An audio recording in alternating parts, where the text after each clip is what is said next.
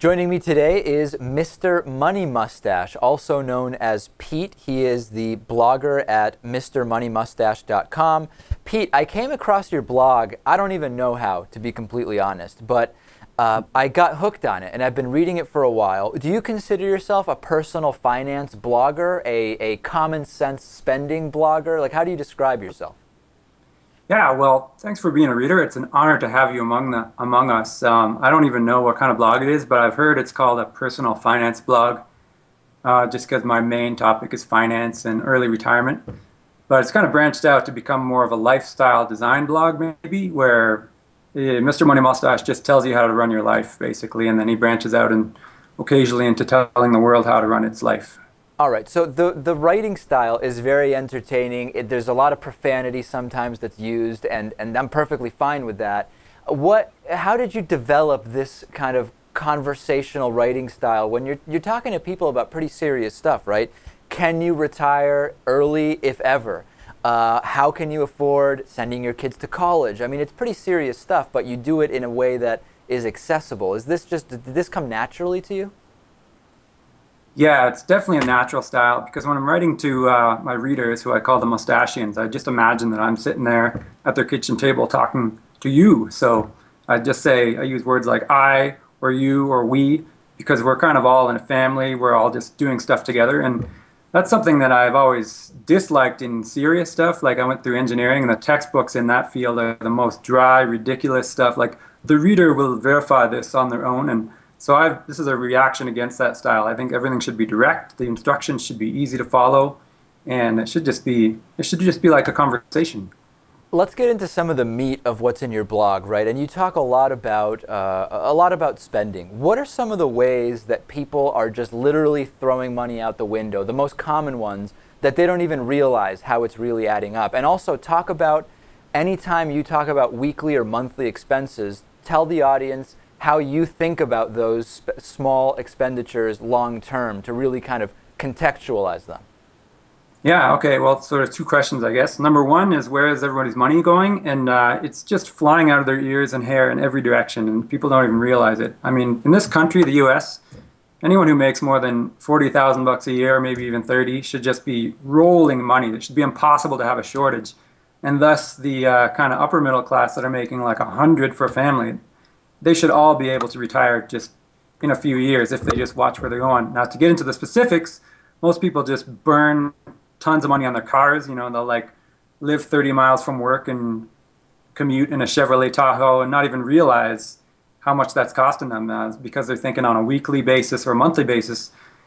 I try to encourage people to think on a 10-year basis minimum. So a weekly expense, you got to multiply that by something like 750 to take into account the fact of if you did not spend that every week and if you invested at even like a moderate rate of return, you're going to end up 750 times a bigger number. So anyway, if you think of everything 10 years, and also once you get old like me, you realize 10 years isn't very long. Like I go through several periods of 10 years since I even became an adult. So this stuff really adds up. People might not realize it, but you're 85, right? Yeah, and I just maintain this youthful physique by lifting weights and not sitting in an office all day. So that's one of the secrets to early retirement is you never age. Yeah, so let's talk about that a little bit, because not about the not aging, but you know, when I read your blog, it really made me rethink some of my spending. I think I'm pretty good as far as I don't go out to eat more than just kind of some basic amount that I say I've allocated this amount of money. I get a certain enjoyment from having a certain number of restaurant meals, so I've allocated this specific amount of money.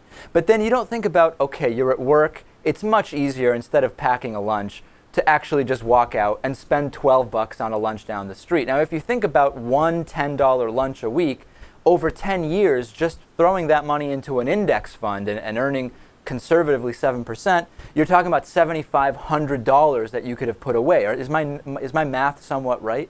Yeah, that's about right. And that's not even counting the ridiculous stuff like everyone just gets in their SUV and drives to the Applebee's or whatever, and that's like another... God, I hope not Applebee's.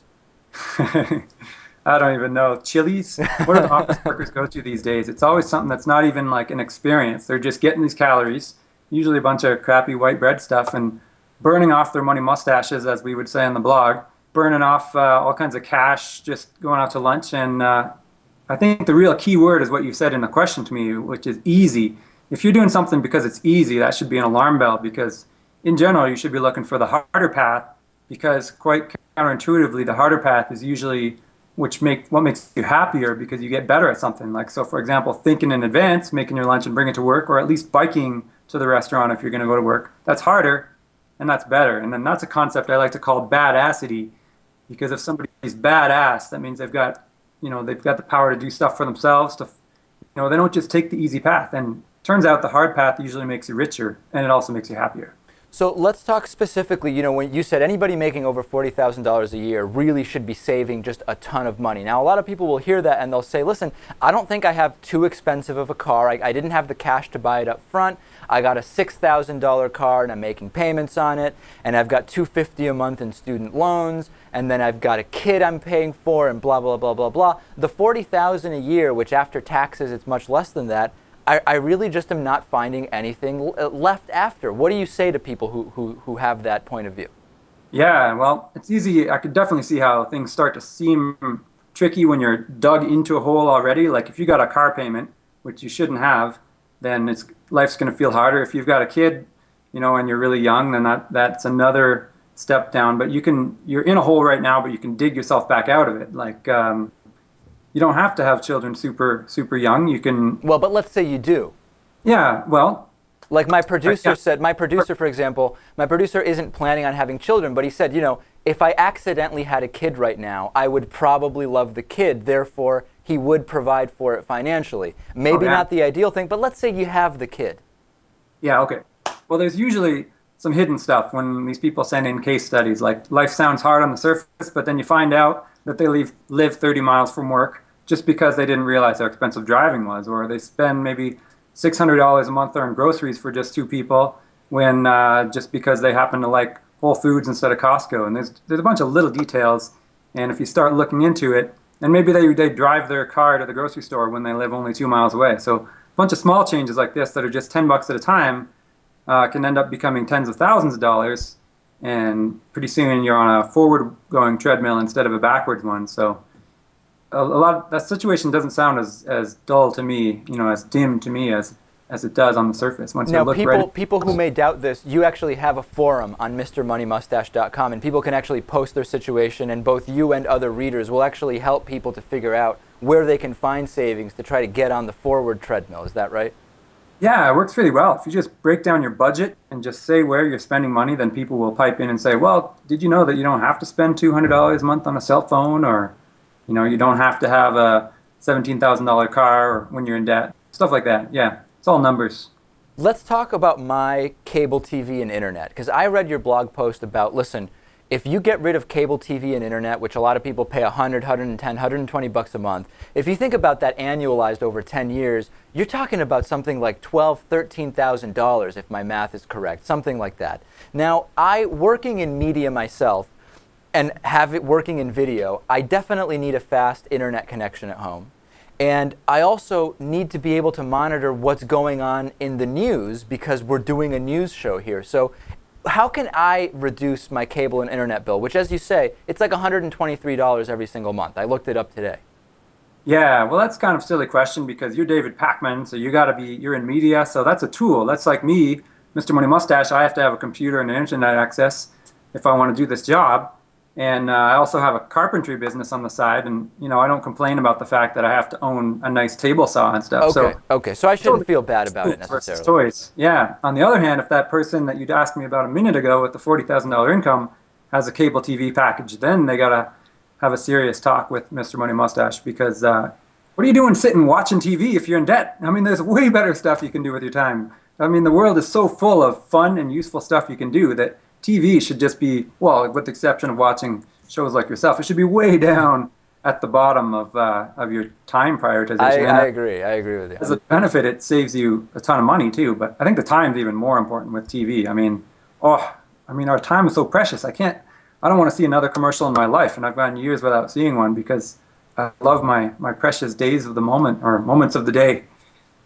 All right, last thing I want to touch on is there's some counter blogs, personal finance blogs, which don't really like your strategies, right? They say, listen, the Mr. Money Mustache strategy of trimming 30 cents off of your gas bill and saving $8 here and there. It will save you money when you aggregate it over the long run, but it's going to negatively affect your happiness if you're constantly worrying about every single penny. That's not the way. How do you respond to those critics? Yeah, well, first of all, I think that's people who are still addicted to spending. If you just watch a lot of TV and ads, it's easy to get addicted to spending. And some people actually think that not having a big TV or not having a luxurious car will actually make them less happy, and that's actually pure crap. The more you do for yourself and the more you figure out your own problems, the happier you get. So consumer spending, no connection with happiness at all. Like, you just gotta, it takes a while to program yourself to realize that. Once you do, then you're free. Now you can choose your spending consciously and you're not denying yourself anything. That's the point number one. Number two is a lot of those bloggers aren't even retired. They're still working for a living, telling me, who's been retired for 8 years and I have a similar material lifestyle to them. I have this nice house and I have cars and bikes and everything. And it really is. It comes down to the numbers. It's not 30 cents or $3. It's a savings rate. If you can save 50% of your take-home pay, you're ready to retire in 17 years of work if you start from zero. And if you save more, then your career can be even shorter. So I think people are mistakenly thinking $3 lattes are nothing. But really what I'm talking about is change your whole lifestyle. All your spending falls away, except the important stuff, like what really takes to be happy, like living in a comfortable place and having food. And yeah, you really do end up rich. You just got to do the numbers. All right, we've been speaking with Pete, also known as Mr. Money Mustache. The website is mrmoneymustache.com. I have a great time every time I have a free 15, 20 minutes. I'll read a few of your blogs. It really is great. So thanks so much for coming on, and I hope the audience checks out your website. All right, thanks a lot. Okay, let's take a break. We'll be back with plenty more after this.